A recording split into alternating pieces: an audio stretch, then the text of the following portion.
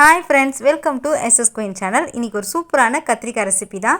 கத்திரிக்காய் சட்னி எப்படி செய்யலான்னு வாங்க பார்க்கலாம். இதுக்கு சின்ன சின்ன பிஞ்சு கத்திரிக்காயை நல்லா சொத்தை இல்லாமல் நம்ம வாங்கி வச்சுக்கலாம். இதுக்கு நான் இது மேலே லைட்டாக ஆயில் அப்ளை பண்ணி இது நம்ம சுட்டு எடுத்துக்க போகிறோம். வாங்க இந்த மாதிரி ஆயில் அப்ளை பண்ணி ஒரு ஃபுல்கா பேனில் நம்ம சுட்டு எடுத்துக்கலாம். நீங்களும் இந்தமாதிரி சின்ன சின்ன கத்திரிக்காயை சூஸ் பண்ணிக்கிங்க, அப்போ தான் டேஸ்ட்டுமே நல்லாயிருக்கும். பாருங்கள், இந்த மாதிரி ஸ்லோ ஃப்ளேமில் வச்சு நம்ம பொறுமையாக 2 பக்கம் திருப்பி சுட்டு எடுத்துக்கலாம். பாருங்கள், சுட்டு எடுத்துட்டேன். இது நம்ம மேலே இருக்க ஸ்கின்னை மட்டும் ரிமூவ் பண்ணிவிட்டு அந்த சதையை மட்டும் நம்ம லைட்டாக மேஷ் பண்ணி விட்டோம் அப்படின்னா நல்லாவே மேஷ் ஆகிடும். இதுக்கு ஒரு தாளிப்பு பார்க்கலாம்.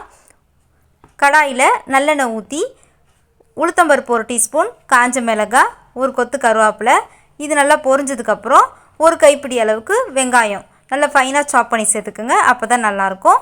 இது கூடவே கொஞ்சமாக பூண்டும் சேர்த்துக்கிறேன். நான் நல்லாவே நம்ம வதக்கி விட்டுக்கலாம். நல்லா இது ஃபுல்லாக மேஷ் ஆகிற அளவுக்கு வெங்காயத்தை நல்லா வதக்கினதுக்கப்புறமா நம்ம இதுக்கு தேவையான மஞ்சத்தூள், மிளகாத்தூள், இதுக்கு தேவையான உப்பையுமே சேர்த்து நம்ம நல்லாவே வதக்கிக்கலாம். இதுக்கப்புறம் நம்ம அந்த மேஷ் பண்ணி வச்சுருக்க கத்திரிக்காயை சேர்த்துக்கலாம்.